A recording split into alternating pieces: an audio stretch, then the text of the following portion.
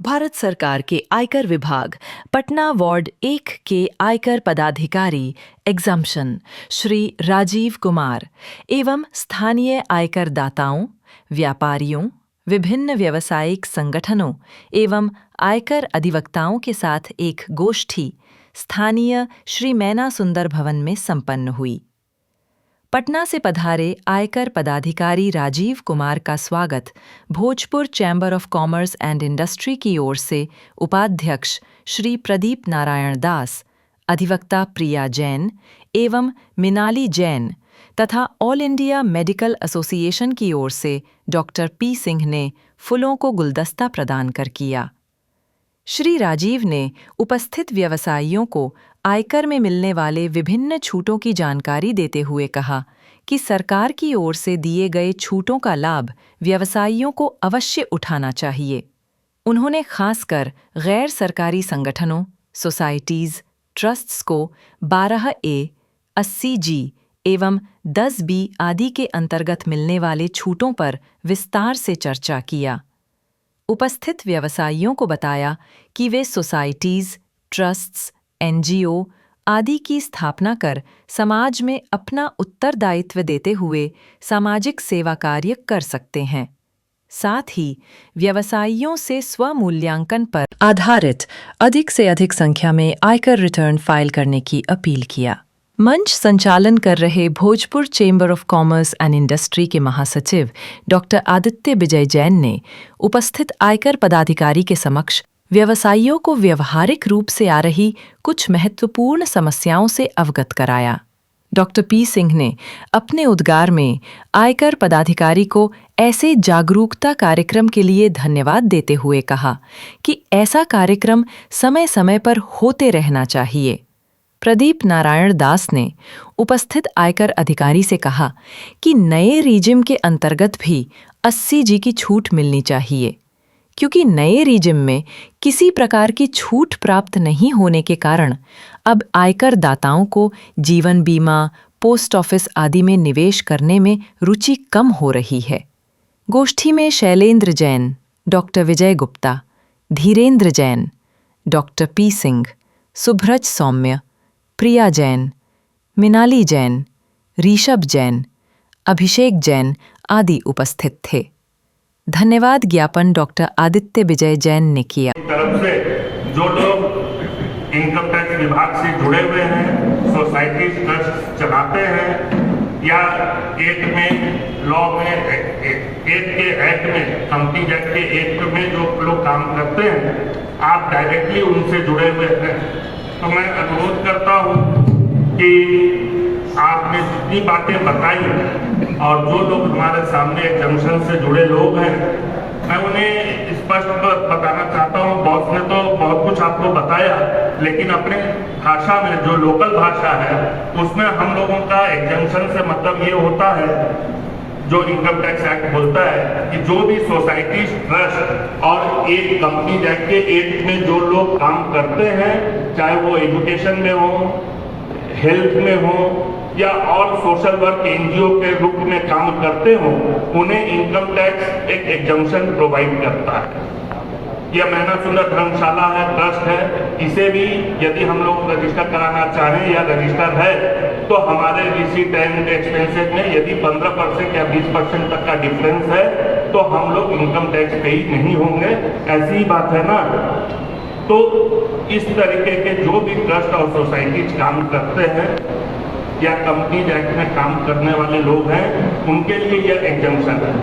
भारत सरकार ने यह एग्जम्पशन बहुत सोच समझ कर दिया है कि जो लोग सोशल वर्क करना चाहते हैं, चंदे से काम करते हैं या फीस के रूप में कुछ लेते हैं और पब्लिक को सस्ते में मुहैया कराते हैं, तो उसके लिए यह ट्रस्ट और सोसाइटीज को सहयोग देने के लिए भारत सरकार का की योजना है।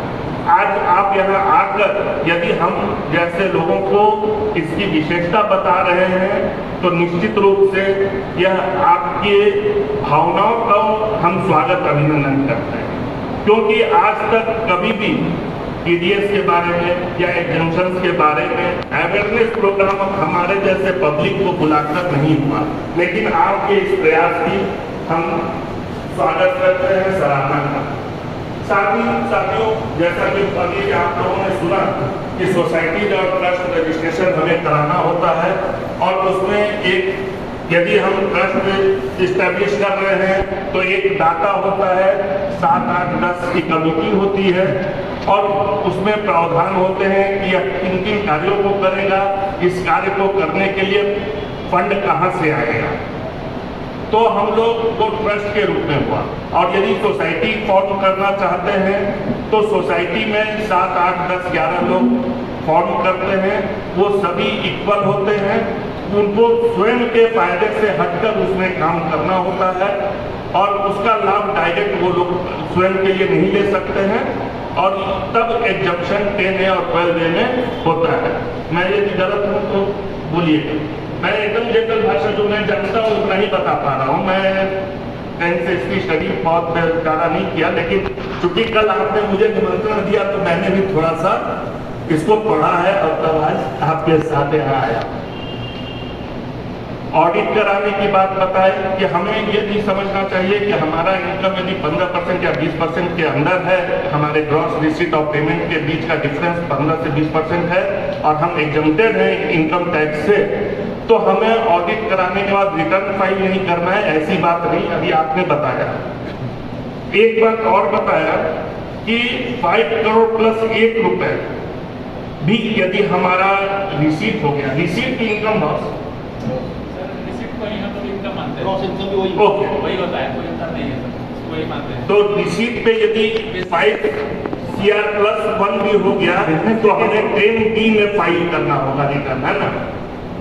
बिजनेस और इसमें अंतर यही होता है, जैसे वहाँ आपका ग्रॉस रिसीप्ट 100 रुपया हुआ, आप प्रोजेक्टिव बेसिस पर भरते हैं तो 8 रुपया का इनकम दिखा दिया तो वहीं इनकम हो गया आपका। हाँ। लेकिन ट्रस्ट के केस में क्या है, जो ग्रॉस रिसीप्ट है उसी को इनकम बोलेंगे। लेकिन जब आपको मान लीजिए 100 रुपया का आप दिखाया ग्रॉस रिसीप्ट, ठीक है, और मान लिया 50 रुपया आपने खर्च कर दिया for the object of the trust, ठीक है, तो वो 50 रुपया का आपको मिला, 15 रुपये का आपको जो है मैंडेटरी डिडक्शन मिल गया 15% का, तो उसके बाद आपका कोई नहीं बचा। तो जो नील बचा वो आपका टैक्सेबल इनकम होगा, वो हुआ टैक्सेबल इनकम। यदि 15% से अधिक का इनकम है हाँ। तो हमारा जो डिफरेंस होगा उस 15% और 5% में, हाँ।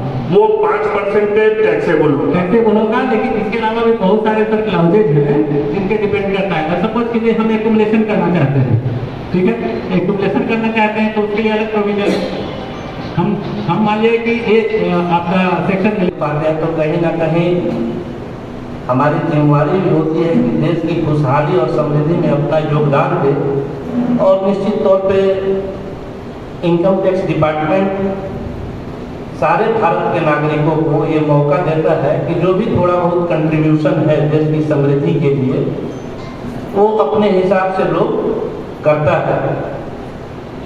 एक समय था 2013 तक जब मेरा कोई वैसा इनकम ही नहीं था, IT इनकम टैक्स रिटर्न 2013 तक मैं नहीं फाइल करता था क्योंकि शायद जरूरत भी नहीं थी या उतनी इनकम भी नहीं थी। लेकिन 2013 के बाद जब खुद का हम लोग हम अपना एक हम और हमारी पत्नी डॉक्टर हैं, हम लोग एक हॉस्पिटल या नर्सिंग होम या क्लिनिक करके एक संस्था अपनी जब शुरुआत किया तो ये सब चीज़ हम लोग को पता नहीं था। उस समय केवल 2 ही चीज़ पता था कि अगर हमारा टैक्सेबल इनकम है तो इतना तक एग्जेम्प्टेड है कि हम लोग इस पर कोई टैक्स नहीं देना है। लेकिन ये नहीं पता था कि अगर टैक्स नहीं भी देना है तो रिटर्न भरना है कि नहीं। तो मैं सबसे पहले यहाँ जितने लोग हैं करीब करीब सभी लोग इनकम टैक्स में अपना रिटर्न फाइल करते होंगे और जो नहीं करते होंगे तो एक शुरुआत करने की ज़रूरत है। 0 रिटर्न फाइल ही क्यों ना करें, लेकिन इनकम टैक्स रिटर्न सभी को भरना चाहिए। उस समय मैं जो महसूस किया ये हमसे बहुत बड़ी मिस्टेक हुई थी।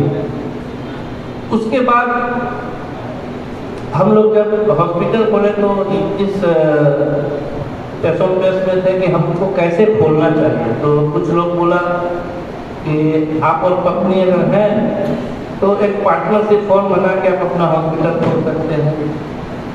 उसके बाद फिर कुछ लोग ये भी बोला कि आप ट्रस्ट के थ्रू कर सकते हैं। लेकिन उस समय इस तरह का माहौल भी नहीं था, इस तरह का प्रोग्राम हम लोग कभी अटेंड नहीं किए थे, जिसके वजह से मजबूरी में सबसे सिंपलेस्ट वे था जो उस समय पार्टनरशिप फॉर्म बना के हम लोगों ने अपने हॉस्पिटल को खोला। और उसमें ये केवल बताया गया, जो भी हमारे सीए थे, कि आपका जो भी ग्रॉस इनकम होता है, ग्रॉस रिसिप्ट होता है, जो बोले जो भी हमारे पास पैसा आता है, उसमें से सारे खर्च के बाद, क्योंकि पार्टनरशिप फॉर्म में इसी तरह का शायद प्रावधान है, सारे खर्च के बाद जो बचता है उसके आधार पे आप जिस टैक्स स्लैब में आते हैं उस हिसाब से स्लैब देते हैं। समय समय पर स्लैब चेंज होते रहा, हम लोग करते रहे।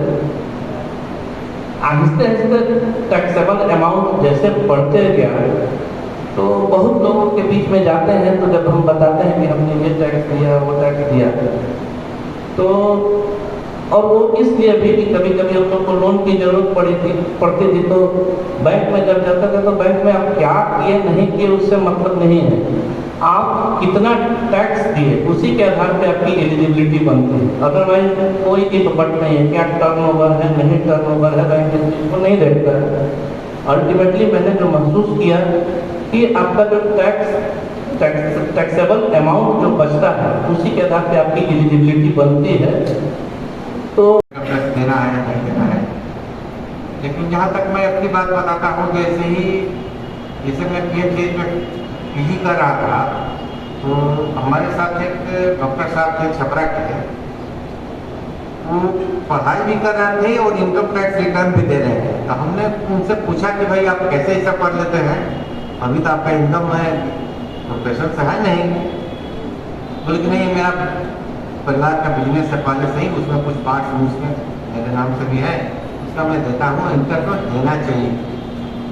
खैर जब भी हम लोग प्रैक्टिस में आए तो शुरू में ही मेरा बेटा जो IITian है, मुंबई IIT से पास करके, तो वो बोला कि पापा आप इनकम टैक्स में जो भी आपका इनकम होता है कोशिश कीजिएगा कि उसमें सब अपना दिखलाएं और अपना करें। और वो उस समय से लेकर के 1990 से लेकर के अभी तक से मैं कोशिश करता हूँ कि जो भी मेरा इनकम होता है मैं उसको शो करता हूँ। और अभी तो मेरे यहाँ सब चीज़ ऑनलाइन है। अगर एक पैसा भी किसी पेशेंट से लिया जाता है, कोई भी काम होता है, ऑपरेशन हुआ या कंसल्टेशन हुआ या इस तरह से भी हो, तो टोटल पैसा ऑनलाइन आता है। बैंक में जो UPI सिस्टम से या जैसे भी ऊपर चला जाता है, लेकिन जो कैश भी जाता है उसका भी सबका टोटल का हिसाब है, एक पैसे का। मेरे बेटे की जब शादी थी तो मेरे साले साहब बड़े साले इंजीनियर हैं, उनके दोनों बेटा IAS हैं। उनके छोटे भाई हमारे साथ यहाँ पर मैचिंग की दुकान थी, तो बात में जब आए थे मेरे घर में तो बोल रहे थे कि अपनी तरफ से स्वागत है। आज एक महत्वपूर्ण विषय हमारे इनकम टैक्स अफसर लेकर हम लोग के बीच आए हैं, और वो है एग्जेम्पशन। मैं 1971 तकरीबन 54 सालों से, जब कहें कि 54 सालों से मैं इनकम टैक्स का SCC हूँ और टैक्स जमा करता चला।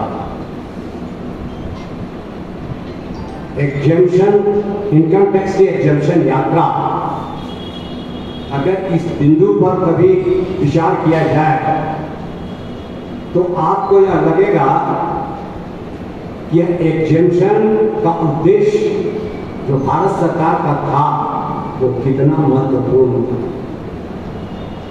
आज जो हम देख रहे हैं फाइनेंशियल ईयर 2025-26 से नई जो प्रणाली आई है, न्यू रिजिम जो आया है, इस न्यू रिजिम में एग्जेम्पशन का तो महत्व ही लगता है कि घटा दिया गया है। सारे चीजों को जोड़कर अगर आपकी आय साथ 12 लाख रुपया या 12 लाख रुपया है तो आपको किसी प्रकार का एग्जेम्पशन